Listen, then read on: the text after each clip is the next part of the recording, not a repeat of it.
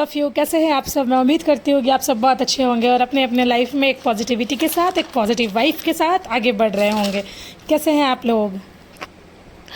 आज मेरे दिन की शुरुआत देखिए, हर दिन ना आपका एक जैसा नहीं होता है। मैं थोड़ा सा अपनी बातों से ना बस मतलब आपको रिलेट करवाना चाह रही हूँ, तो आप समझिएगा मेरी बातों को।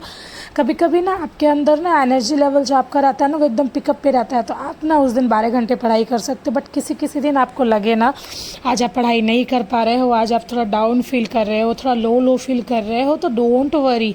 सब दिन एक जैसा नहीं होता है, तो आप उस दिन थोड़ा सा ब्रेक ले सकते हो। मैं ये नहीं कह रही हूँ ना कि उस दिन आपको पढ़ना ही नहीं है, उस दिन आपको खाना ही नहीं है, नहीं।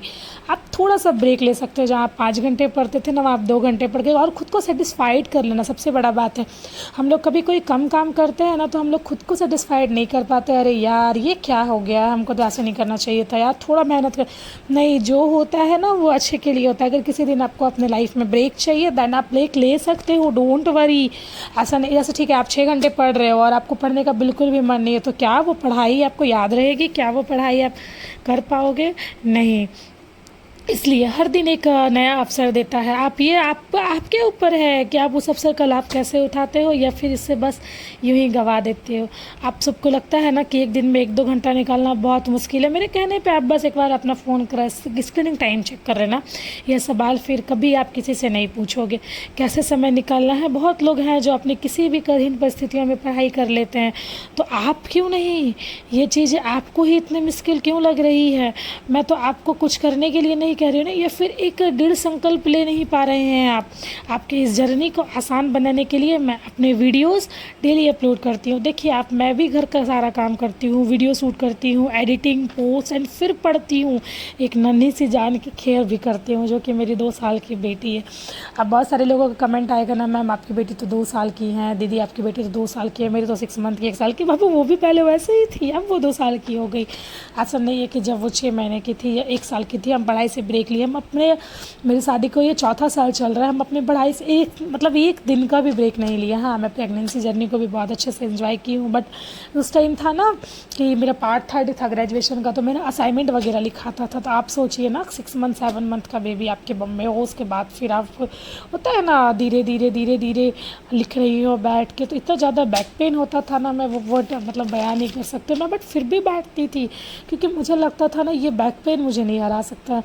मेरा जब सिजेरियन हुआ, उसके 1.5 या 2 मंथ के बाद मेरा पेपर था। मैं उस पेपर को भी बहुत ही, होता है ना, एक लाइट वे में ले रही थी। हाँ है, मैं दे दूँगी, ऐसा वाला था। तो प्लीज़ आप किसी भी चीज़ को सोच लीजिए, जब मैं कर सकती हूँ तो आप क्यों नहीं।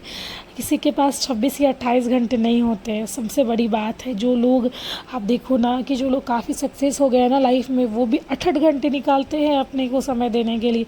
तो आप और हम क्यों नहीं निकाल सकते? बिल्कुल निकाल सकते हैं ना। आपको ये उम्मीद रहेगा ना कि आप दिन ये रोज़ नया कुछ सीख रहे हैं। आप अपने टाइम और एनर्जी दोनों को देखते हुए अपना गोल सेट करें और उन गोल पर काम करें, और फ्लेक्सिबली, मतलब होता है ना, थोड़ा फ्लेक्सिबल ग्रुप बनाए। आपके पास 10 घंटा ही है पूरे दिन में, और आप लिख रहे हो अपने टू डू लिस्ट में कि मैं 9 घंटे पढ़ाई करूँगी, तो फिर आप फेल कर जाओगे। क्योंकि अगर आपके पास 10 घंटा है ना, तो आप कितने भी अच्छे से पढ़ाई करोगे तो 7 से 8 घंटे ही पढ़ाई होगा, वो 9-10 घंटे नहीं हो सकता। क्योंकि बीच में आप भी इंसान हो, आपको भी थोड़े ब्रेक की नीड होती है। थोड़ा ब्रेक लोगे, फिर थोड़ा कुछ खा लोगे, या तो थोड़ा किसी का कॉल आ गया, अदरवाइज़ कुछ भी हो सकता है। तो अगर आपके पास 10 घंटा है ना, तो आप पूरे के पूरे 10 घंटे का रूल बनाओगे ना, तो फिर आप फ्लॉप हो जाओगे। और जिसके पास छोटा बच्चा है, मैं तो उनसे एक ही बात कहूँगी ना, आप बच्चे को सुला के रात में पढ़िए। क्योंकि कोई भी बच्चा 8-9 बजे तक सो जाता है। आप उसका ना हैबिट डेवलप कीजिए कि वो 8-9 बजे तक सो जाए। आप उसको दिन में थोड़ा सा नैप दीजिए। जैसे दिन में बच्चे अगर सोते हैं ना, तो 3-4 घंटा अगर आप छोड़ देंगी, तो फिर वो नॉर्मल सा चीज़ है कि वो रात में लेट से सोएंगे। बट अगर आप उनको दिन में ज़्यादा नहीं सोने देती हैं ना, तो वो रात में जल्दी सो जाएंगे। और ये फार्मूला मैं अपनी बेटी पे यूज़ करती हूँ। उसके बाद कोई भी बच्चा सुबह 3 बजे या 4 बजे नहीं उठता है, तो आप उस टाइम उठ के पढ़ाई कर लीजिए। जब आपको लगेगा इतना सुबह उठना, घर का सारा काम, तो आप अगर 6 घंटे की भी नींद लेते हैं ना, तो ट्रस्ट में आपको कोई भी हेल्थ इशू नहीं होने वाला है।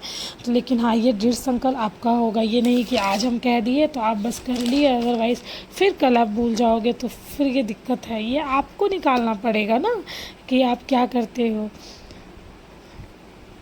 और तब तक क्या रात और क्या दिन, जब तक आप अपने जीवन में कुछ हासिल नहीं कर लेते हो।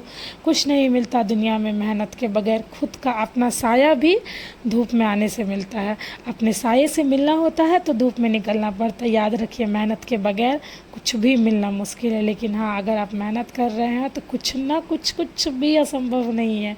हम मानते हैं कि आप बीपीएससी की तैयारी कर रहे हैं तो आप बीपीएससी एक बार में नहीं क्रैक कर पाए, 2 बार में नहीं क्रैक कर पाए, but third time definitely crack it. But हाँ, आपको उस थर्ड टाइम तक अपने आप को डेली थोड़ा पुशअप करना होगा, एक बार और, एक चांस और, ये कह के अपने मन को हमेशा आपको समझाना पड़ेगा। क्योंकि कोई भी चीज़ ना एक दिन में नहीं होती। नॉर्मल चीज़ सोचिए ना, हम लोग ग्रेजुएशन भी किए हैं तो अपना 3 साल का समय उस ग्रेजुएशन में दिए, तो आपको ऐसा क्यों लगता है कि आप बस 6 मंथ की पढ़ाई से अपना कॉम्पिटिटिव एग्ज़ाम निकाल लोगे? आप बस 6 महीने लूसेंट पढ़ के या घटना चक्र पढ़ के कोई भी एग्ज़ाम क्रैक कर लोगे?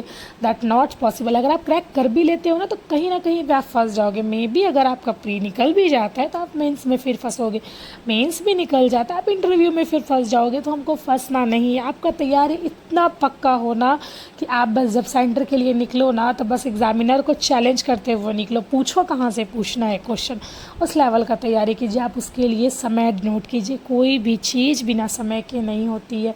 आपको खाना बनाने के लिए भी किचन में 1.5-2 घंटे खड़े रहने पड़ते हैं। किसी भी काम को जब तक आप अपना फुल एफर्ट्स नहीं दोगे तब तक वो काम नहीं होगा डियर। आप ये कब समझोगे?